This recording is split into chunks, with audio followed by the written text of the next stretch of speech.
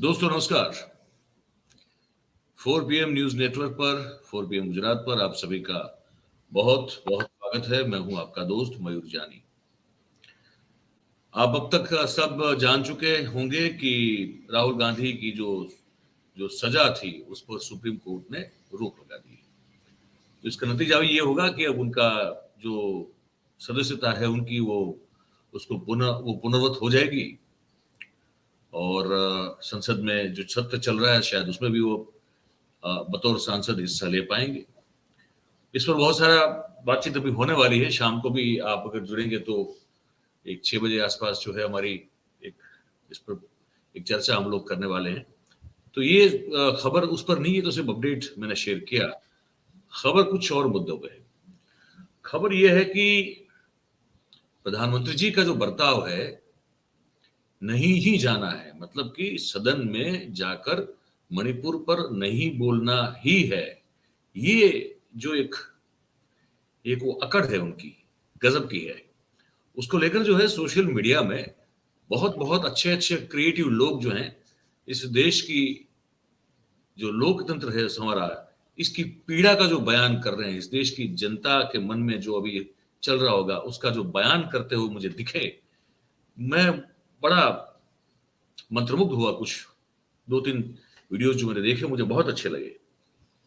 तो मुझे लगा कि क्यों ना मैं आपको भी वो दिखाऊं और आपसे भी वो साझा करूं और आपको भी वो जो है आप उसको देखने के बाद पता नहीं आप जो भी अपनी प्रतिक्रिया हो तो हमको जरूर से दीजिएगा। तो हमने कुछ 2-1 वीडियो जो अलग से निकाले, बड़े मार्मिक है। एक तो हमारे बहुत ही प्रिय मित्र हैं भगत राम जी, आप जानते हैं हम उनके साथ कार्यक्रम कर चुके हैं और शायद अभी एक आध हफ्ते में एक और करेंगे। तो एक तो उन्होंने बड़ा एक अद्भुत सटायर और व्यंग्यात्मक जो एक वीडियो बनाया है और जिस तरह से उसको बनाया है बड़ी काफी क्रिएटिव है। और जो शब्द जो एक रचना उन्होंने व्यक्त की है अपने इस वीडियो में, वो बड़ी जबरदस्त है। वो आप जानते हैं भगत राम जो है वो प्रधानमंत्री मोदी को मेरा शेर अपना शेर करके उसको एक शेर की उपमा देते हुए वो अपना व्यंग और कटाक्ष और ये सब करते हैं। वो मैं आपको सुनाता हूं, लेकिन इससे पहले मैं आप सबसे एक गुजारिश करता हूं कि अभी से अगर आप हमारे इस वीडियो की लिंक को हो सके उतना ज्यादा शेयर कर दें तो हमारी बात और ये जानकारी जो है वो ज्यादा से ज्यादा लोगों तक हम पहुंचा पाएंगे आप सबके मदद और आप सबके सहयोग से। अच्छा, ये दिखाऊं उससे पहले मुझे लगता है कि ये भी एक बड़ा हंसने जैसा एक बयान है जो अनुराग ठाकुर साहब ने दिया हुआ है संसद में। तो मुझे लगता है पहले वो दिखा दूं मैं आपको कि किस बेशर्मी से जो है सत्ताधारी पार्टी के लोग जो हैं वो झूठ पे झूठ बोल सकते हैं। और उस पर उन्होंने, मुझे लगता है कि इस सृष्टि में जितने भी डिग्रियां होती हैं, उपाधियां होती हैं, वो सब पाली हैं। तो जब नॉर्थ ईस्ट पर बात हो रही थी तो वो खेल भी देखते हैं, खेल मंत्रालय भी वो संभालते हैं। तो अनुराग ठाकुर साहब ने फिर जो है नॉर्थ ईस्ट पर जो कुछ बोला है, पहले वो आप सुन लीजिए, फिर मैं आपको भगत राम जी और एक और जो है वो भी सुनाऊंगा मैं आपको। पहले वो मेरे ख्याल से आप पहले ये देख लीजिए, सुन भी लीजिए पूरा ठीक से। माननीय सांसद महोदय का आभार प्रकट करता हूं कि नॉर्थ ईस्ट को लेकर जो उन्होंने एक बड़ा गंभीर प्रश्न पूछा है, मुझे कहते हुए प्रसन्नता है कि जहां पूर्व की सरकारों में केवल लुक ईस्ट पॉलिसी थी, यहां पर एक्ट ईस्ट पॉलिसी के साथ प्रधानमंत्री मोदी जी के नेतृत्व में काम हुआ।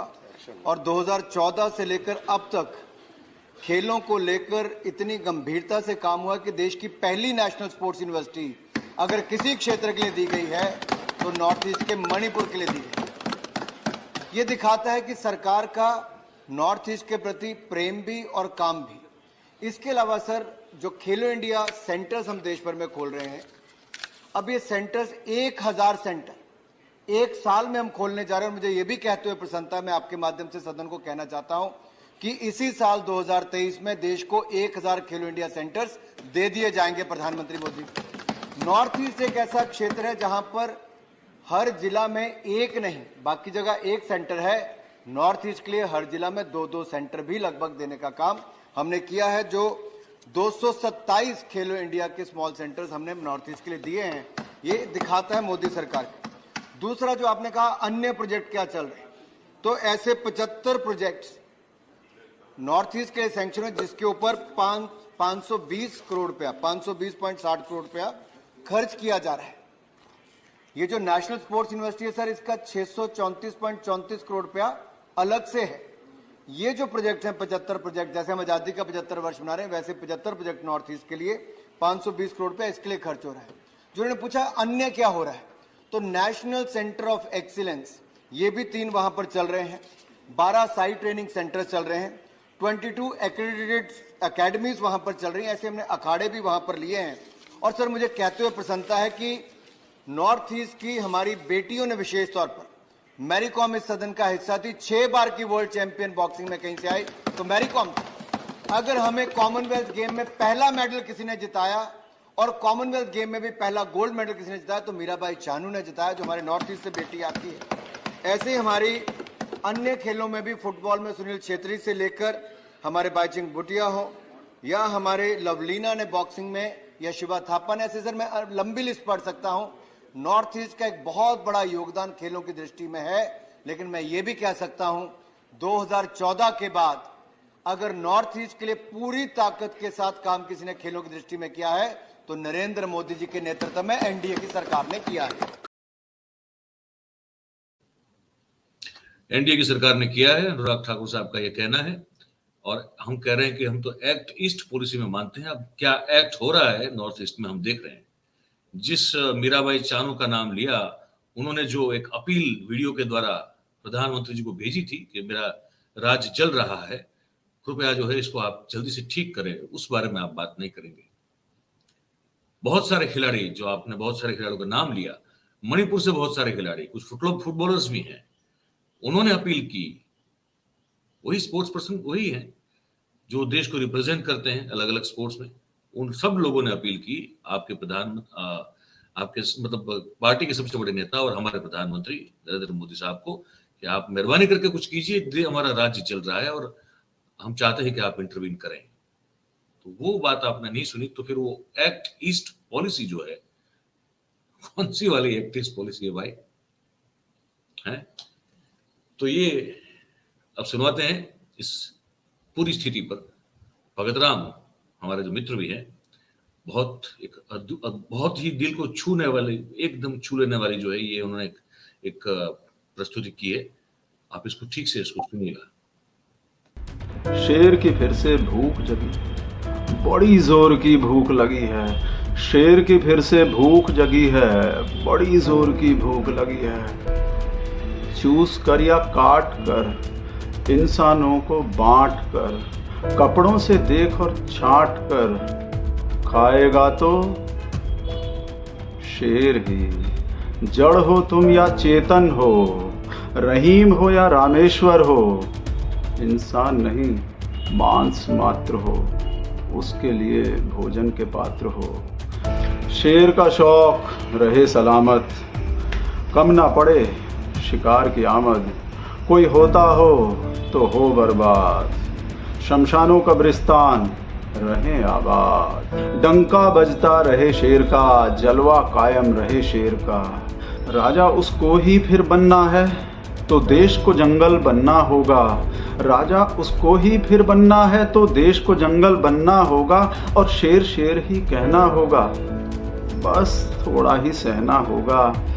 पांव से लेकर हाथ तक, मणिपुर से मेवात तक, उस भारत से आज तक बंदर उसके काम आएंगे जो हिरणों को फुसलाएंगे और उसकी भूख मिटाएंगे। तुम सोचो अब क्या करोगे, आगे अब क्या जतन करोगे। एक दूजे को पेश करोगे या फिर वो खरगोश बनोगे। क्योंकि शेर की फिर से भूख जगी है, बड़ी जोर की भूख लगी है। गजब है। शेर को फिर से भूख लगी है, शेर की फिर से भूख जगी है, बड़ी जोर से भूख लगी है। तो ये आज की स्थिति है हमारी। अब आप चाहे बंदर हैं, अपने आप को क्या देखते हैं? मैं देशवासियों से बात करता हूँ, मैं इस पूरे मामले में किस रूप में देख रहे हैं? ये जो भूखा शेर है, जिसको भूख लगी है, जो चाहता है कि शमशान और कब्रिस्तान आबाद रहें, बंदर हैं अगर अपने आसपास तो उससे चीतिएगा और खरगोश मत बनिएगा। ये आपसे मैं बस कहना चाहता हूँ। और ऐसी बातें होंगी इस तरह की, तो वो आपके समक्ष जो है वो लाता रहूंगा, आपसे साझा करता रहूंगा।